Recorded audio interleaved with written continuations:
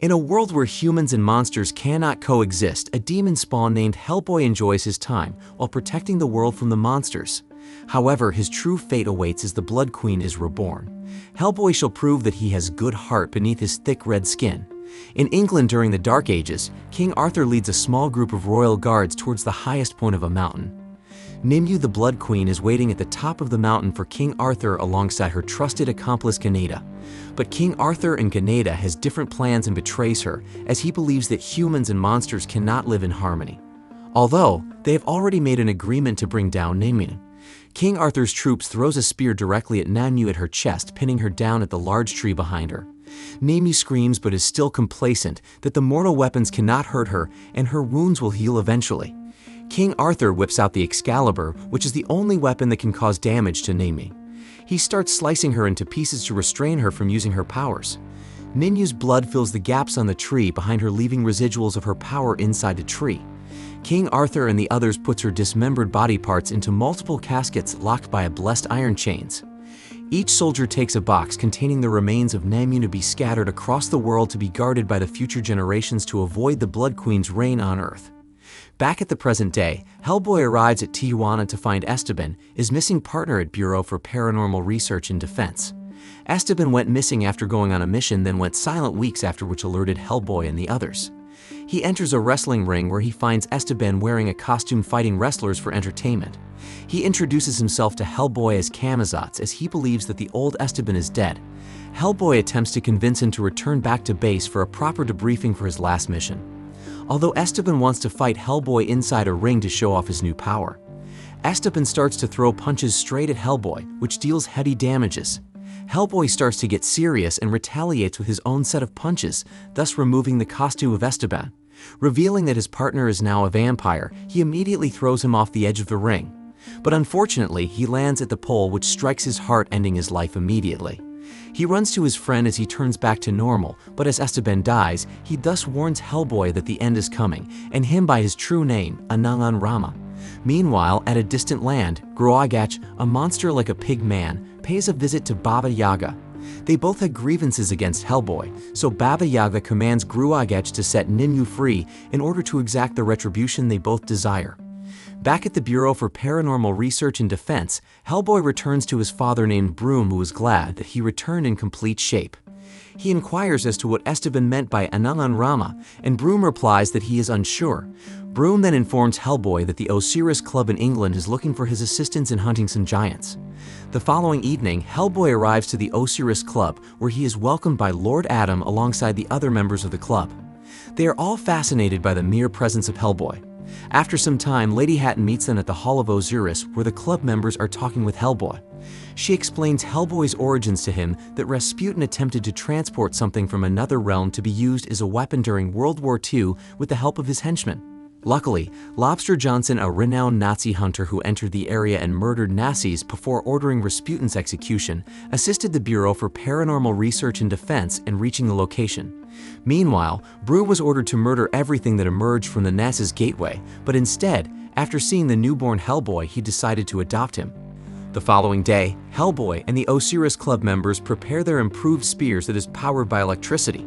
They all use horses as a means of transportation, then pursues the giant trails. But as they reach the end of the bridge, they instead turn on Hellboy and starts trying to end him by repeatedly impaling him with the electric spears. After receiving multiple stab wounds, Hellboy succeeds in killing a few people, but they've successfully cornered and electrocute him in the river that weakens his defenses. Luckily, before he passes out, a giant and two other giants appear and begin slaughtering the hunters before the leader can deliver the final blow. After some time, Hellboy wakes up to see the giants feasting on the Osiris Club members' bodies. He finishes the job and attacks the giants. Thrown around by the giants, he still manages to chop off their limbs, pull out their eyeballs, and just kill the giants with the use of the trees and their own weapons. But after the encounter with the giants, Hellboy falls asleep once more and sees a van with multiple people who takes him somewhere safe. As Hellboy wakes up from being unconscious, he's saved by an old acquaintance named Alice Monahan, who has the ability to hear the voices of the dead. To ensure that Hellboy is okay, Broom sends numerous top soldiers to break into the Alice's residence. Hellboy complains towards Broom outside about the Osiris Club attempting to murder him. Broom is alarmed with the fact that Nimue is alive somewhere and that her final body part is at the Osiris Club headquarters. Meanwhile, an agent from M11 arrives named Daimyo. An agent from M11 who was collaborating with a BPRD to defeat Nenmu is introduced to Hellboy by Broom. They are required by Broom to take Alice with them on the expedition for added manpower. Before leaving, Broom hands Hellboy a suitcase where it contains a new heavy pistol for him to help him fight his enemies. He compares it with a father giving his son Lego for compensation. After some time, the crew arrives to the Osiris headquarters. They can't help but notice that blood and dismembered bodies are everywhere where the perpetrator murdered them mercilessly. Alice hears multiple ghost voices inside the building where she rushes forward and guides Hellboy and the others inside. Later on, Alice touches Lady Hatton's head when they discover her body so that her ghost might speak to them via Alice's mouth. Lady Hatton informs Hellboy that his true destiny will be realized now that Nimue is free and looking for a king. As she disappears and returns to Alice's mouth, they encounter Gruagach. He is carrying the final piece of Ningming. Hellboy pursues Gruagach, but he flees after Nimue, but he was blinded by a bright light. An illusion caused by Nimue appears to his subconscious, thus creating an image of herself. This confuses him with a vision and plays with his emotions on how non-human creatures are treated. Hellboy shoots the image of Nimue, which he almost shot Daimyo. Although, Daimyo reaches for his pocket as he feels uneasy, where he injects himself some green serum to stop the uneasiness. After the encounter, Hellboy explains to Daimyo and Alice how he came to know Gruagach. He shares that when Alice was a newborn, fairies kidnapped her and replaced her with a changeling. Her parents required Hellboy's assistance, where Gruagach revealed his actual form when Hellboy used iron to lure the beast out of his disguise. Gruagach was humiliated by Hellboy, and he has sought retribution ever since. That same day, the fairies brought Alice back unharmed. As they return to M11 base, Hellboy enters the room where Broom is reading multiple books that contains information about naming. He confronts Broom and demands to know why he didn't kill him when he came out of the hellhole by Dionysus. Although Broom replies that he saw a large potential in him, but Hellboy flies away furiously while thrashing the door. In the meantime, Daimyo leaves towards a weapon specialist for a crucial weapon. He asks for a customized buller that is blessed by the saints that can kill Hellboy if necessary. Back at the M11 base, Hellboy clicks the elevator to leave the place. But the elevator keeps on saying that it is going down instead of up repeatedly. The elevator transports him to another familiar realm, where he spots in a distance the house of Baba Yaga. As he enters the house, it slowly ascends from the ground, leaving no chance to escape. Baba Yaga then welcomes Hellboy into her home and offers some food at the table. But he declines after seeing that the food ingredients are human remains, mainly babies. Meanwhile, she offers Hellboy information towards Ninu's future plans in exchange of his eye that he previously took from her. Hellboy did not waste this opportunity and takes her offer. She shares that Nimue does not have her full power unless she recovers the blood from the tree at Pendle Hill, where she was dismembered by King Arthur's Excalibur. Baba Yaga then seals the deal in a disgusting way as she licks Hellboy's face. He endured the lick just to get the information, but as Baba Yaga was about to take his eye, he tells her that he did not mention when he will give his payment. This trick makes her mad and starts to curse him, saying that all the ones that he loved will suffer for his actions. She then controls the house to tilt Hellboy straight to the door. He falls as he is transported once more to N11, falling back to the room where Broom and Alice are staying.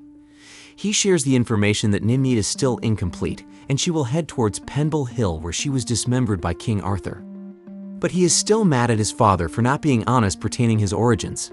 Later that evening, Daimyo is piloting a helicopter towards Pendle Hill. Alice is reading articles on what are the agendas before on Pendle Hill. She reads that tongues are cut in that hill and more individuals are killed in that area. Meanwhile, she asks Daimyo on what the connection between monsters and him is. She also asks the cause on his large scar in his face is. Daimyo refused to answer, but Alice insists that she will keep bugging him to tell where he got the scar. However, he gives in and shares to her that his squad is training in Belize. One local tribal elder came asking for help that their village is under attack by a man-eater. But as they were hunting the monster, the situation got reversed and the hunters became the hunted.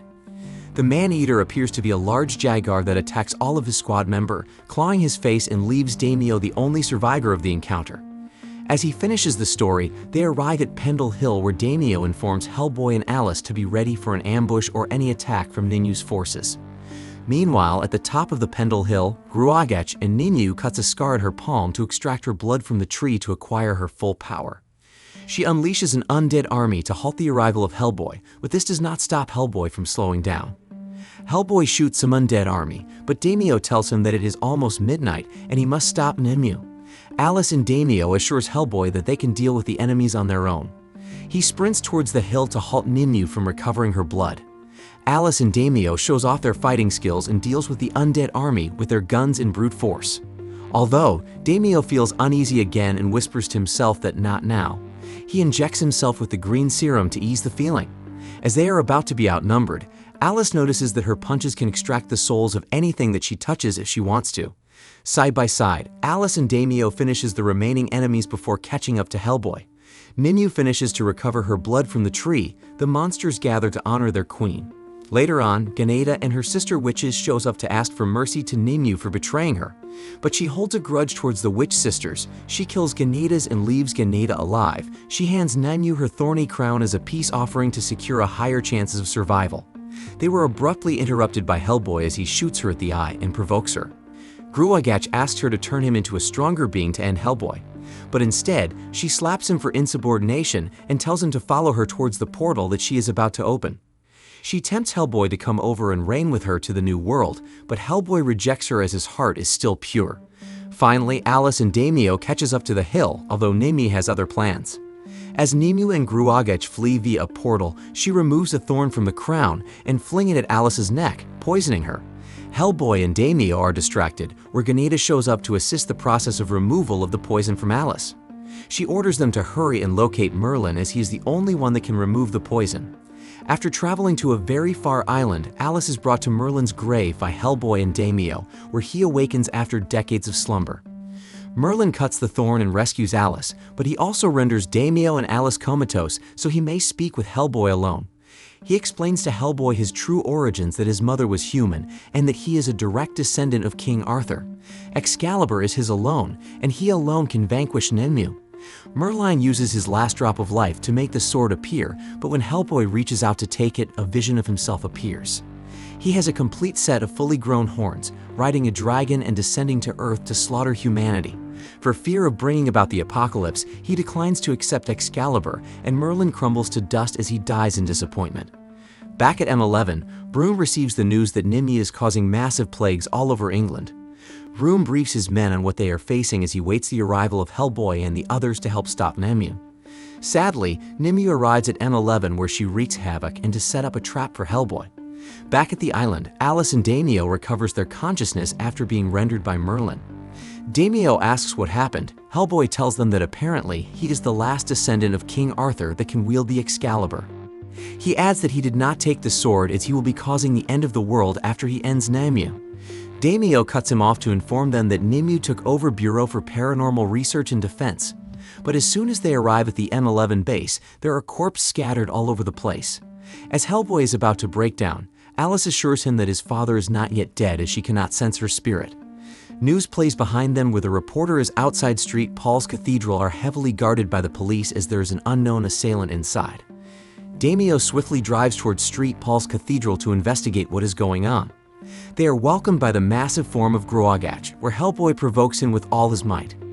Gruagach gives in, and as he rushes to headbutt Hellboy, he hits a pole where it causes enough force to make the cathedral's pillars fall. Large debris falls that traps Daimyo and Alice. In a distance, Hellboy is being outpowered by Gruagach. Daimyo then contemplates if he should use the green serum, but he throws it instead. Alice notices that Daimyo's hands are shaking and spars are showing up at his face and body. He then mutates into his Wurjagar form and joins the battle against Gruagach. Hellboy engages in combat with him. But even with the help of Daimyo, Gruagach is still powerful enough to take the both of them in a fight. As Gruagach was about to deal a final blow to Hellboy, Nimue appears and tells him that he no longer needs him. She uses her power to shrink him till he explodes into a pool of blood. She keeps on tempting Hellboy, saying that they are the same kind and they must rule the new world together.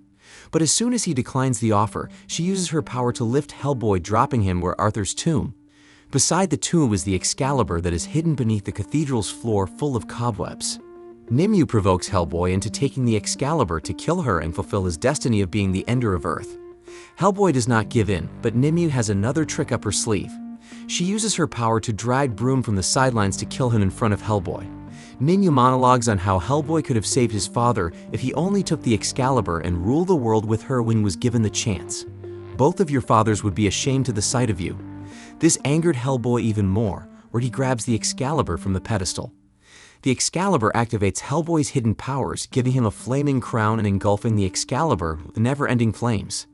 As he steps out of the tomb of King Charles, a portal to hell beneath London appears and kills the civilians. Daimyo from a distance prepares the weapon that can kill Hellboy. Outside, huge demon beasts are destroying London and tearing people to pieces as they emerge from hell. But in a distance, Alice sneaks in at the tomb to let Brune talk to his son before he loses control of himself. She channels his soul so he may speak to Hellboy. Meanwhile, Nimue is adoring of Hellboy's Demon King appearance and offers to be his queen. Brune then speaks using Alice's power and assures Hellboy that he has always loved him and challenges him to live up to his high expectations for him. He believes in his pure heart and will not give in the power of his other father and the deceitful words of Nimue. As he regains himself after hearing his father, Hellboy beheads Nimue, which kills all demons and sending them back to hell. Just before the hell gates close, he grabs Nimue's head and drops it there to prevent her from ever returning. Brune talks to Hellboy as he drops the Excalibur and breaks his horns. Hellboy cannot accept that his father will be gone, but Brune believes in him and is glad that he took Hellboy rather than killing him before. After giving his final words, his spirit rests and gives Alice control again. Alice sits beside Daimyo, informing that the bullet was an error where he throws it. The movie ends 6 months after. Hellboy, Alice, and Daimyo are in Siberia later to battle the Atlantis Society, and after eliminating every member, they discover Abe Sapien's tank.